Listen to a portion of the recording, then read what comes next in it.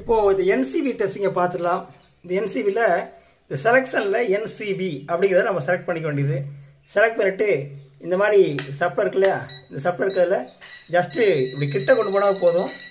இங்கே சப்பை இருக்கா இல்லையா, அதாவது குயிக் சென்சிங் ஈஸியாக ஒன்றும் டெஸ்ட்டில் டெஸ்ட் பண்ணால் நம்ம என்ன செய்வோம், வயரை பிரித்து விட்டு அதுக்கப்புறம் நான் வந்து டக்க டெஸ்ட் பண்ணுவோம் இல்லையா, அதுக்கு பதிலாக இந்த போர்டில் சப்பா இருக்கா இல்லையா ஜஸ்ட்டு கொண்டு போய் கிட்ட நீட்டினா போதும். உடனே இந்த மாதிரி உங்களுக்கு காட்ட ஆரம்பிச்சிடும். இப்போ ஒன்றில் சுவிட்சை போகிறேன், இங்கே பாருங்கள், சுவிட்ச் ஆஃப் பண்ணுமா, அதாவது இந்த சுவிட்ச் வந்து உனக்கு கொஞ்சம் கிடைக்கிது. இப்போ இது ஆன் பண்ணிட்டாக்க ஃபுல்லாக காட்டுது பாருங்கள். இது எலக்ட்ரிக்கல் எக்ஸ்பிரஸ் தமிழ் சேனல். இந்த பதிவில் நான் ஏமாத கதையை பற்றி தான் சொல்ல போகிறேன். அதாவது இந்த மல்டிமீட்டர் யூனிட்டி 33D ப்ளஸ் சொல்லிட்டு இந்த மல்டிமீட்டர் ஒன்று நான் வாங்கினேன். இது ஒரு பேசிக் மல்டிமீட்ரு. இது எல்லாருக்கும் பயன்படக்கூடிய ஒரு மல்டிமீட்ரு. நம்மளோட டெக்னீஷியன்ஸ்க்கு இது பயன்படும். ஆம்பியர் ஹையர் லெவலில் பார்க்கணும்னு சொன்னால் நமக்கு கிலோமீட்டர் தான் தேவை. பேசிக்காக இந்த மீட்ரு எல்லாத்தையும் இருக்கிறது ரொம்ப யூஸ்ஃபுல்லாக இருக்கும். ஸோ இந்த மீட்டரை நான் வாங்கிட்டு என்ன ஏமாந்தேன் அப்படிங்கிற விஷயத்தை பற்றி கடைசியில் பார்க்கலாம். முதல்லையே என் சொந்த கதைலாம் சொன்னால் நம்ம ஆளுங்க கடுப்பாயிருவாங்க, நம்ம நண்பர்கள் கடுப்பாயிருவாங்க. அதனால் டேட்டா கடைசியில் பார்க்கலாம். இந்த மீட்ரை பாருங்க, இந்த மீட்ரு தான்.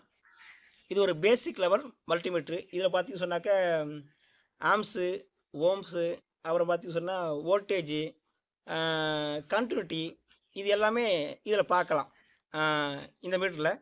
இதில் முக்கியமாக ஒரு கூடுதல் ஃபங்க்ஷன் இதில் இருக்குது. அதை பற்றி சொல்ல தான் வந்தது நான். என்சிபினா நான் கான்டாக்ட் வோல்டேஜ்.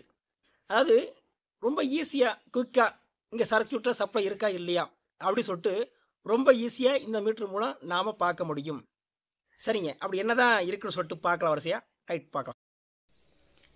இதில் நான் ஏமாந்துட்டேன்னு சொல்லல, அதில் நான் என்ன ஏமாந்தேன்னு கேட்டாக்க, ஒரு சில இந்த என்சிபி மீட்டரை வச்சு டெஸ்ட் பண்ணும்போது, அதாவது சப்ளை போகக்கூடிய பாத்தையும் செக் பண்ணலாம் அப்படின்னு சொல்லிட்டு நான் நினச்சேன்.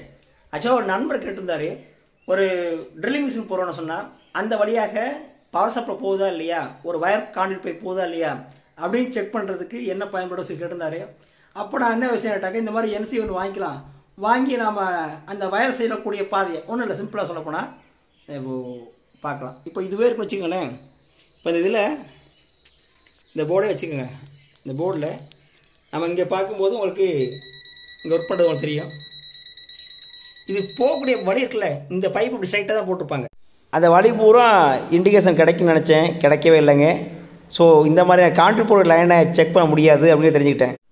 புதிய வீடு கட்டுறவங்க சுவிட்ச் பாக்ஸு அது எங்கேருந்து வருது, எப்படி போகுது, இதெல்லாம் இந்த மாதிரி ஃபோட்டோஸாக எடுத்து நம்மளோட கூகுள் டிரைவ் இந்த மாதிரி ஸ்டோர் பண்ணி வச்சுட்டா நாளைக்கு ஃபோட்டோ ஃப்ரேம் போக்குவரத்து மாட்டும் போது அது ரொம்ப ரொம்ப யூஸ்ஃபுல்லாக இருக்கும். ரைட், ஓகேங்க, நன்றி.